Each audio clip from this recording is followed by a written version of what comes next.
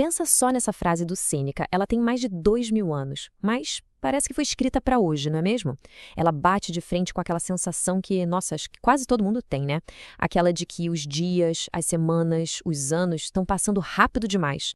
Bom, é por isso que a gente vai mergulhar fundo na sabedoria do Sêneca, que foi um dos maiores filósofos estoicos. A gente vai tentar entender por que ele batia na tecla de que a vida não é curta, a gente é que desperdiça ela. Se prepara, porque a ideia aqui é olhar para o tempo de um jeito completamente novo. E para a gente entender bem a mensagem dele, o nosso roteiro aqui é o seguinte. Primeiro, o que é esse tal de estoicismo? Depois, quem foi Sêneca, a pessoa por trás das ideias? Aí sim, a gente entra no problema que ele chama de os ocupados. Depois vem a solução, claro, como dominar o tempo e, para fechar, o que significa viver uma vida que ele chama de abundante. Então vamos lá. Antes de falar de tempo, a gente precisa entender o sistema operacional que rodava na cabeça do Sêneca, sabe? Então, o que é, afinal, essa filosofia chamada estoicismo? Olha, de um jeito bem simples, o estoicismo é tipo um manual prático para a vida. A ideia central é focar no que a gente pode controlar, que são nossos pensamentos, nossas ações, e aceitar o que a gente não pode. Isso para quê? Para encontrar tranquilidade. E como a gente vai ver, o controle do tempo é, nossa, fundamental nisso tudo. O estoicismo se apoia em algumas ideias centrais, tipo viver de acordo com a razão, acreditar que a virtude é o bem maior que existe, buscar um estado de calma, sabe, sem ser dominado por emoções fortes. Eles chamavam isso de apatia. E o ponto crucial para a nossa conversa aqui, saber diferenciar o que está e o que não está no nosso controle. E o mais impressionante é que isso não era uma filosofia de gente trancada numa torre de marfim, não. O estoicismo moldou a mente de, olha só, desde um ex-escravo, como Epiteto, até o cara mais poderoso do mundo na época, o imperador Marco Aurélio. Isso mostra o quanto essa ideia é universal, né? Ok, então, já entendemos a filosofia. Agora, vamos conhecer o filósofo. Porque a vida do Sêneca, nossa, foi uma montanha-russa de altos e baixos. E foi isso que deu a ele uma visão tão única sobre a vida, a sorte e a fragilidade de tudo. A trajetória dele é realmente impressionante. Ele nasceu na Espanha, foi para Roma e se tornou um dos homens mais ricos e influentes de lá. Mas aí, bom, foi exilado. Depois, foi chamado de volta para ser tutor de ninguém menos que o futuro imperador Nero. E a ironia do destino é que foi o próprio Nero que, no final, o forçou a tirar a própria vida.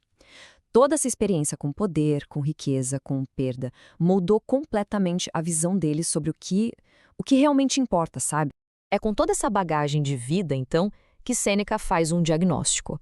Um diagnóstico do principal mal da época dele. E, vamos combinar, da nossa também. Ele percebe que a maioria das pessoas não está de fato vivendo. Elas estão apenas ocupadas. E é aqui que vem a grande virada de chave do pensamento dele. Sêneca diz o seguinte: o problema não é que a gente tem pouco tempo de vida. O problema é que a gente desperdiça uma quantidade enorme dele. A vida, por natureza, não é curta. Nós é que a encurtamos. Ele basicamente desenha uma linha na areia. De um lado, tem o existir, que é o quê? É ser levado pela vida, sempre ocupado, ansioso, só reagindo às coisas. Do outro lado tem o viver. E viver toma as rédeas do próprio tempo, é agir com propósito, com intenção. E aí Sêneca começa a listar o que ele chama de ladrões de tempo. E o mais maluco é o quanto eles soam atuais. Olha só, obrigações sociais, preocupação com grana, briga boba, discussões que não levam a nada, e até o simples fato de não fazer absolutamente nada. Cada uma dessas coisas, segundo ele, está roubando um pedacinho da nossa vida. A metáfora que ele usa para isso é perfeita. Ele diz que a mente de quem vive ocupado é como um vaso rachado.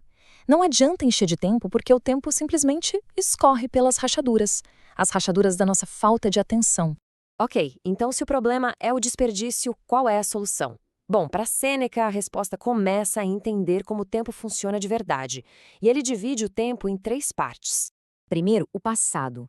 Para Sêneca, o passado é a única coisa que é nossa de verdade. É sagrado, intocável, tá seguro. A pessoa sábia usa o passado como uma biblioteca para aprender com ele. Já a pessoa ocupada, essa tem medo do passado, porque quando olha para trás só vê o tempo que jogou fora. Depois vem o presente. E o presente, ele é muito, muito breve. Ele está sempre escapando. Quando a gente percebe, ele já virou passado. Só que É nesse exato instante, que é tão fugaz, que está todo o nosso poder.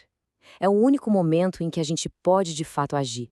E por último, o futuro. Sêneca dá um alerta bem sério aqui. Viver na ansiedade pela manhã é o maior roubo que a gente pode fazer com hoje. O futuro é incerto, a gente não tem controle sobre ele. Ficar obcecado com o futuro é entregar o único tempo que a gente tem de verdade, o agora, para algo que talvez nem aconteça.